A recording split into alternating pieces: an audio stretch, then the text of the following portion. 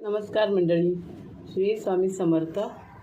आज मी कैरीचं तिखट लोणचं बनवते। मागच्या टायमाला मी गोड लोणचं दाखवलेलं, त्याला तुम्ही खूप मस्त एकदम प्रतिसाद दिलेला।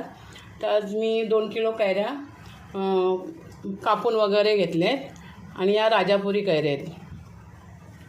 तर त्याच्यासाठी आता आपल्याला मी ह्या चमच्याने, हा जो चमचा आहे या चमच्याने 1 चमचा हळद घेतली आहे।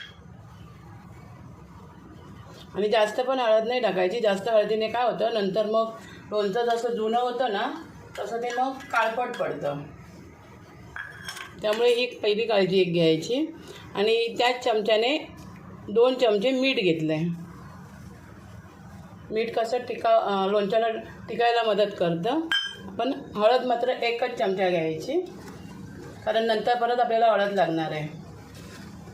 आणि मी आता हे पूर्णपणे मिक्स करून घेते पहिले।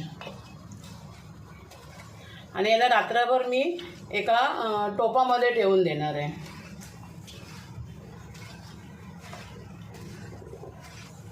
व्यवस्थित अशा मी मोठ्या जरा फोडी ठेवल्यात। 1 फोड जरी घेतली तरी पुष्कळ होते, त्याच्यामुळे मी फोडी थोड्याशा मोठ्या ठेवल्यात।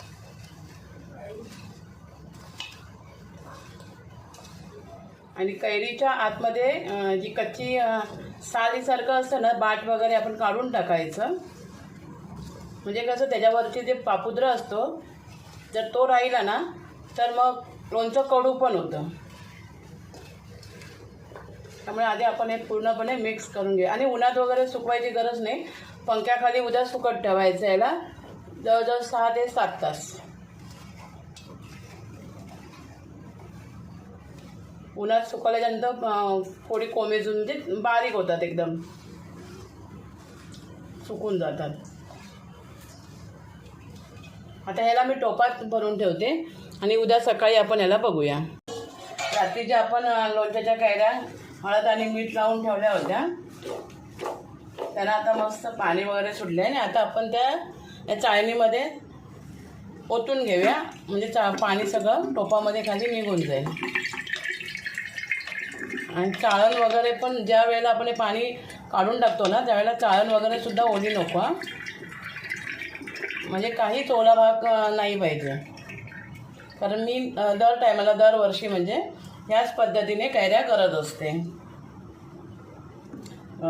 लोणचं बनवत असते। आणि माझं लोणचं अगदी 3 ते 4 वर्ष मस्त टिकतं। आता ह्याच्यातलं पाणी जरा नितळून द्यायचं अर्धा तास,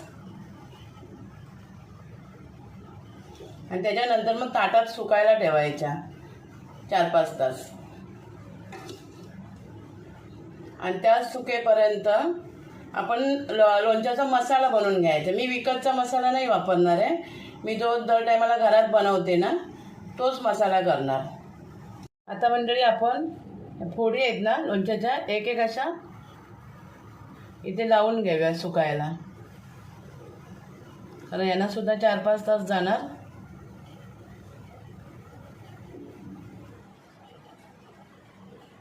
आणि लांबच ठेवायचं, जरा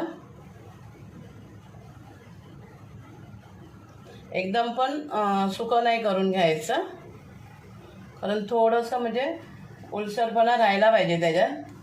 बघा मंडळी, सगळे आता या मोठ्या परातीमध्ये आणि थाळीमध्ये वगैरे काढून घेतले। आणि आता मी या पंख्याखाली सुकायला ठेवते। आपल्याला उन्हामध्ये सुकवायचे नाहीत, उन्हामध्ये फोडी सुकवले ना की एकदम आकसून जातात आणि थोडं काळपट पडतात। त्यामुळे पंख्याखालीच सुकवायच्या, 4-5 तास सुकून घ्यायच्या। म्हणजे आता 2 किलो कैरीच्या लोणच्यासाठी तिखट इथे मी बेडगी मिरची घेतली आहे 70 ग्रॅम। 70 ग्रॅमच मी इथे काश्मीरी मिरची पावडर घेतली आहे। आणि 1 चमचा जिरं घेतलं, जिरं जास्त नाही घ्यायचं। आणि इथे 30 ग्रॅम घेतली आहे बडीशेप। आणि 100 ग्रॅम राईची डाळ घेतली आहे। ह्याच्यामध्ये जर मला राईची डाळ लागली तर मी अजून 50 ग्रॅम घालणार त्याच्यामध्ये। आणि हिंगाचे डबे घेतले आहे। खरं तर मी हिंगडी घेणार होती पण मला नाही भेटली इकडे, म्हणून मग मी हिंगाची पावडर घेतली आणि इथे 15 ग्रॅम मी कलोंजी घेतली आहे. म्हणजे एक छोटे 2 चमचे होतात आणि इथे 1 चमचा हळद घेतली आहे, कारण काल 2 चमचे हळद मी लावली होती म्हणून आज 1 चमचा घेतला आणि ती पण मोठा चमचा घेतला. जास्त हळदीने मग लोणचं काळं पडतं नंतर. तसंच इथे काल कैऱ्या बघा या सुकून घेतलेत, कशा व्यवस्थित सुकलेत. जरासुद्धा त्यांच्यामध्ये आता पाणी वगैरे नाही आहे. हे बघा अशा झाल्या पाहिजे, पण उन्हात नाही, पंख्याच्या खालीच सुकवायच्या, म्हणजे त्यांना पुसायची म्हणजे दाबून पाणी काढायची गरज नाही लागत. पूर्ण 1 दिवस सुकून द्यायच्या त्या पंख्याखाली. आता मी तेल पण तापत ठेवलं आहे, दाखवते तुम्हाला. इथे मी पाव लिटर ठेवलं आहे तेल गरम करायला. जर तेल मला लागलं तर मी परत गरम करून घेणार, पण सध्या मी पाव लिटरच ठेवलं आहे. आता ना मी पहिल्यांदा राईची डाळ आहे ना ती भाजून घेते आणि जास्त भाजायची नाही, थोडी वाफ लागली म्हणजे त्यांच्यातला दमटपणा असेल ना तो गेला की लगेच काढून घ्यायची.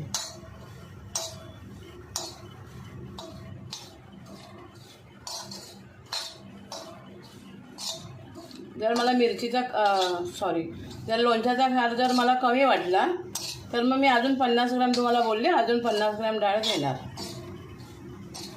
आणि काळी राई नाही घेणार मी, आपली नेहमीची राई, कारण मग त्याच्यामुळे सुद्धा मग ते लोणचं थोडं काळसर होतं.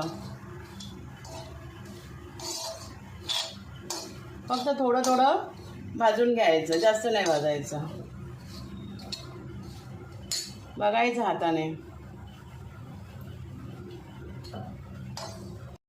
आता बडीशेप भाजून घेते मी थोडी आणि त्याच्यामध्येच जिरं टाकते.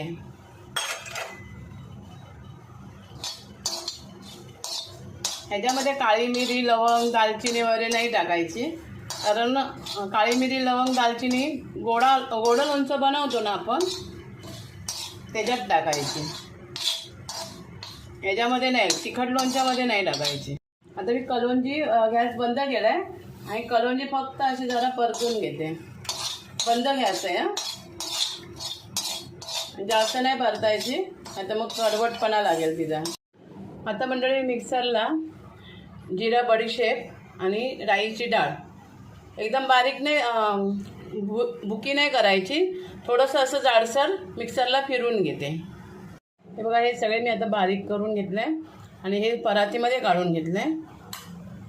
ह्या चमच्याने, हा मोठा चमचा आहे, या चमच्याने 4 चमचे मीठ घेतलं आहे. आधी मी 4च चमचे घेतले, जर लागलं तर मी परत टाकणार त्याच्यामध्ये, कारण एकदम पण लोणचं खारट होता कामा नये. आता तेल गार करत ठेवलं आहे, तेल गार झालं की मग या मसाल्यामध्ये मिक्स करायचं.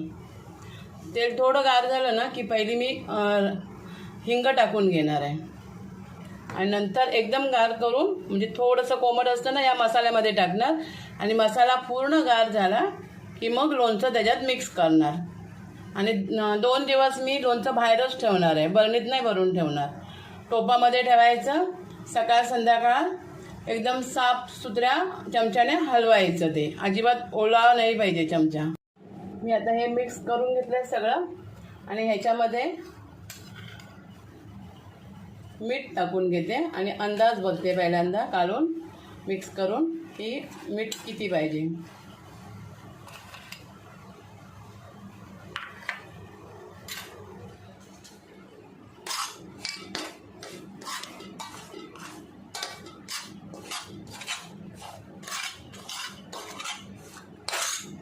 आणि राईची डाळ परत वापरायची गरज नाही, जेवढी घेतली होती ना तेवढी पुष्कळ झाली. ती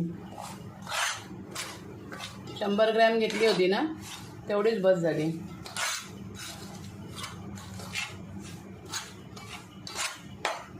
आता आपण जरा बघूया मीठ किती झालं आहे ते.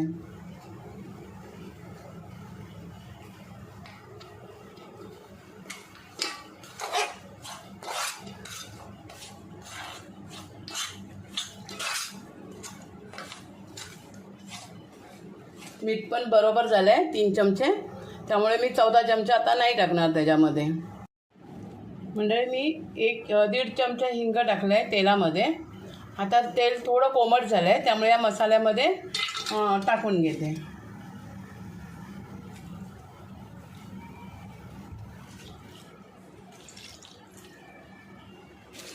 आणि मिक्स करून घेऊया पहिल्यांदा.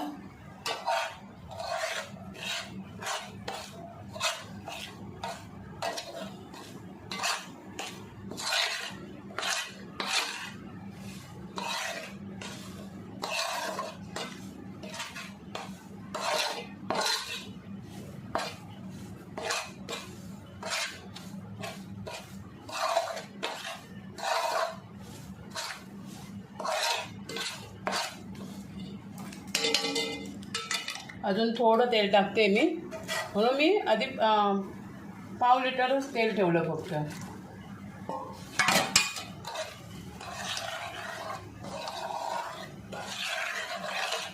एवढं तेल कोमट झालं ना की मसाल्यात टाकायचं. नाहीतर मग मसाला एकदम काय काय जण काय करतात, एकदम कडक तेल टाकतात, मग मसाले करपून निघतात. आता हा खार आहे ना, हा पहिला गार होऊन द्या, ह्याच्यानंतर पूर्ण गार होऊन द्यायचा आणि नंतर फोडी टाकायच्या. आता हे पूर्ण गार झालं आहे. आता ह्याच्यामध्ये आपण कैरीच्या फोडी टाकून घेऊया.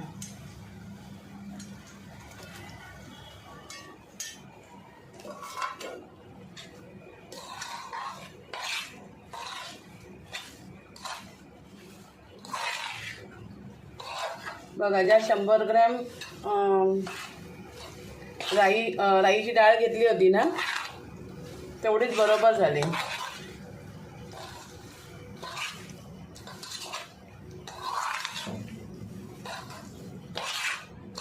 आणि 70 ग्रॅम काश्मीरी मिरची पावडर आणि 70 ग्रॅम बेडगी मिरची पावडर. त्याच्यामध्ये नंतर मी फक्त काश्मीरी मिरची पावडरमध्ये हा जो चमचा आहे त्याने 1 चमचा वाढवली. तिखटामध्ये नाही वाढवली, कलरमध्ये काश्मीरी मिरची पावडर म्हणून वापरली. आता याला एका टोपामध्ये भरून ठेवायचं पूर्ण रात्रभर, आणि उद्या दुपारी याला बघायचं की किती तेल सुटलं आहे ते, आणि त्याच्याप्रमाणे मग तेल टाकायचं बरणीत भरून. खूप मस्त झालं आहे खार, एकदम असं पातळ वगैरे असं दिसत नाही आहे. आता मी याला एका टोपात भरून झाकून ठेवते. दिसायला पण बघा किती एकदम सुंदर दिसतोय, लाल भडक कलर आलाय. हे बघा मंडळी, आपलं रात्री मी जे लोणचं बनवून ठेवलं होतं ते मी आता दुसऱ्या दिवशी दुपारी आता बरणीत भरते. आणि एकदम कलर पण छान आला आहे, आणि पूर्ण पाव लिटर तेल त्याच्यामध्ये गेलेलं आहे. जे थोडंसं शिल्लक होतं ना, ते सुद्धा मी मग सकाळी टाकून घेतलं, परत झाकून ठेवलं, आणि आता परत तुम्हाला दाखवते. आता बरणीत भरून घेते. पण एकदम स्वच्छ सुकून वगैरे घेतलेली आहे, जरासुद्धा ओलसरपणा नाही पाहिजे बरणीत पण.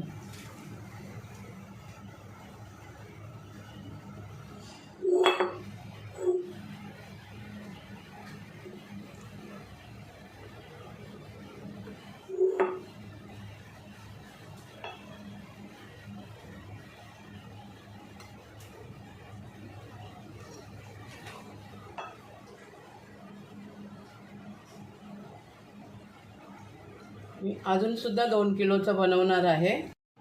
आता लोणचं बरणीत भरून झालं आहे, आणि लोणच्याच्या वरपर्यंत तेल आहे. मी तुम्हाला दाखवते. हे बघा, त्यामुळे आता तेल घालायची गरज नाही. म्हणजे पाव लिटर तेल पूर्णपणे लोणच्यामध्ये म्हणजे लोणचं बनवण्यासाठी लागलं मला. तुम्हाला व्हिडिओ आवडला तर एक लाईक करा, शेअर करा आणि सबस्क्राईब करा. आणि व्हिडिओला जरा पुढे घेऊन चला. आज बऱ्याच महिन्यांनी मी व्हिडिओ टाकला आहे, तर या व्हिडिओला भरपूर लाईक, कमेंट आणि व्ह्यूज पण येऊन द्या. थँक्यू.